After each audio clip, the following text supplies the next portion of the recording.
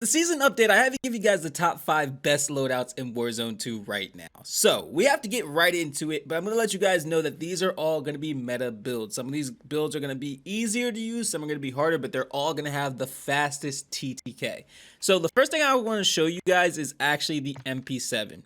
So, the MP7, other known as the Vel 46, is incredible, and this is the first build. So, make sure you're copying not only the class setup, but make sure you're copying the tuning to make it as perfect as it is. So we start out with the X10 RR40, set the bullet velocity to 0.61 inches and the recoil smoothness to 1.08 ounces. It's for sound suppression, bullet velocity, damage range, and recoil smoothness at the cost of aim down, sight speed, and aiming stability, which you won't really notice that much. It's not really a big deal. Move on to the FSS Shark Fin 90 for aiming out stability. Don't change the length. Increase the weight by 0.57 ounces for recoil stabilization. If you change the length, I would just increase the aiming out stability just slightly, but you see it's not really necessary. So whether you choose to do that or not, I just chose not to do that. Next, we're putting on the 50 round mag for magazine ammo capacity. Otherwise, you would only have 30 or 40. If you feel like you'll be just fine with 40, then you don't even need this and just replace it with ammo like overpressured. I'll show you that in a little bit. But we put on the Schleger Soldier Grip for sprint to fire speed and aim down sight speed at the cost of recoil control. Set the sprint to fire speed to negative 0.20 inches and the recoil steadiness to 0.84 ounces. And last but not least, the Demo RXT stock for crouch movement speed, sprint speed, and aim down sight speed at the cost of recoil control. Set the aiming out stability of 1.55 inches and aim down sight speed to negative 1.29 ounces. And here's the outcome.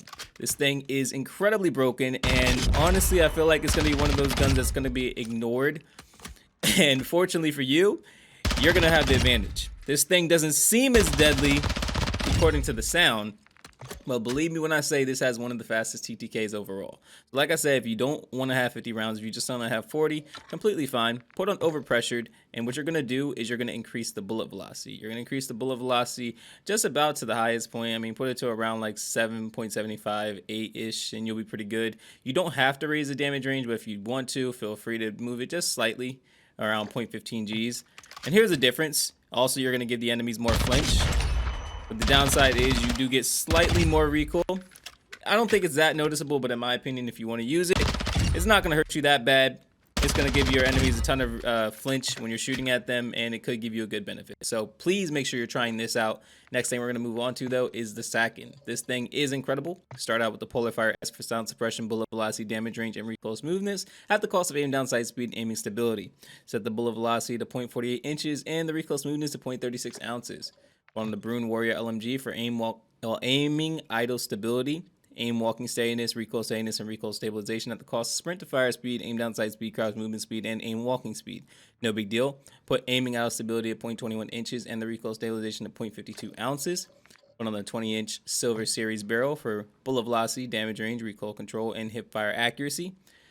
Set the aim down, set the damage range at 0.30 inches and the recoil steadiness to 0.37 ounces, but just know that the aim down sight speed, movement speed, and hip recoil control are going to be decreased. Not a big deal. Put on aim out V4 and you won't have any recoil issues. Set the far distance to the maxed out on the far. Put on the Brune G305 grip wrap for recoil control at the cost of some aiming stability. Set the aiming out stability at 0.42 inches and the recoil steadiness to 0.77 ounces on the positive side. And here's the outcome. It has a bit of a slow ADS, but the positive is that it's so easy to use. Like, there's basically no recoil, and I'm not even at 120 FOV. So you guys see, like, even with a slightly zoomed in FOV, it doesn't take any effort to use. In my opinion, this is probably one of the best long-range weapons, and I don't see them being able to nerf it. So these two are the most deadly, but I also have some more that I believe you will genuinely enjoy. So if you want some more mobility and you guys just want to have a little bit more fun, maybe a little more competitive, put on the ISO Hemlock with the Harbinger D20 for sound suppression, bullet velocity, damage range, and recoil smoothness at the cost of aim down sight speed, aiming stability, and aim walking speed.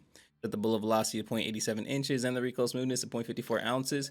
Put on the Tilder T50 for damage range, bullet velocity, hip fire accuracy, and recoil control at the cost of aim down sight speed, hip recoil control, and movement speed.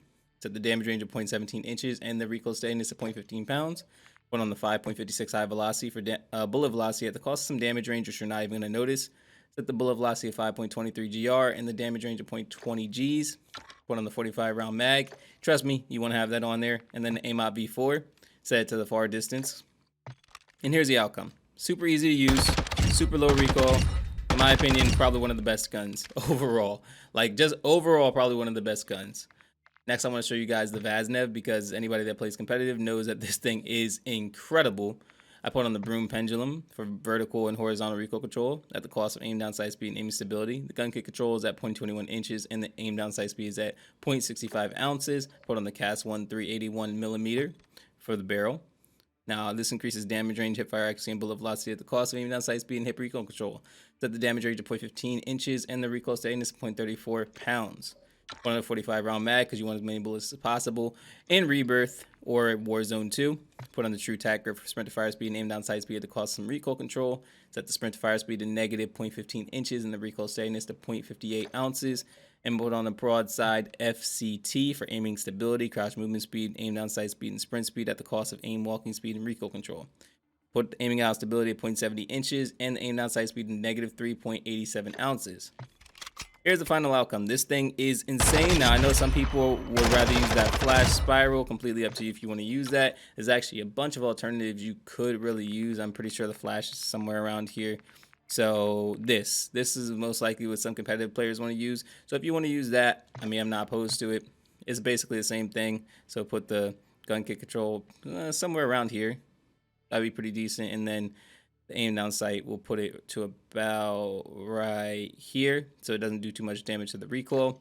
And then, like I said, outcome is essentially the same. You get a muzzle flash concealment. I think it's really good. Now, there's one more thing I actually want to show you guys, and that would be the Fennec. And I'm not going to show you guys the RPK. Well, I'll use it as a bonus, but the Fennec is something that I feel like no matter how much they try to nerf it, they struggle to do it. So I'm going to show it to you guys and show you guys this build that has struggled to be nerfed. This thing is so powerful. No matter how hard they've nerfed the Fennec, it's just unstoppable. So we start out with the ZLR 16.5 ignition barrel for damage range, bullet velocity, hip fire accuracy, and recoil control at the cost of aim down sight speed, hip recoil control, and movement speed. Set the damage range to 0.25 inches and the recoil steadiness to 0.32 pounds. Put on the 0.45 auto overpressure for target flinch. Set the bullet velocity of 5.52 GR and the damage range of 0.25 Gs. Some people forget that even if you don't have high velocity, you can still change the bullet velocity with other ammunition. Put the Fennec Mag 45 because there's no better alternative. Trust me, don't use that double tap. Put the Fennec Rubber Grip for sprint to fire speed and aim down sight speed at the cost of recoil control. Set the sprint to fire speed to negative 0.16 inches and the aim down sight speed to negative 0.68 ounces. And last but not least, put on the Agile Assault 7 stock for sprint speed, aim walking speed, crouch movement speed, and aim down sight speed at the cost of aiming stability and recoil control. Set the aiming out stability to 2.40 inches or maxed out, and then aim down sight speed to negative 2.06 ounces. And here is how it looks. It is literally incredible and broken. Like, in my opinion, it's super easy to use, like super easy. And the beautiful thing is, even long range is kind of easy to use. You just have to burst fire a little bit, but close range, amazing. Mid range, incredible. And then long range, like I said, you just have to try to get those burst fires in, and you have to get those burst fires in pretty quick. So stick to short, stick to medium, and you will do fantastic. Now, I will skim through the RPK really quick. It's not really my most important, but Polar Fire S, you can copy this down. F-Tac Ripper, High Velocity, Demo X2, and Aim Out V4. So let me know in the comment section which loadout you guys are going to be using for this new season. I would greatly appreciate it.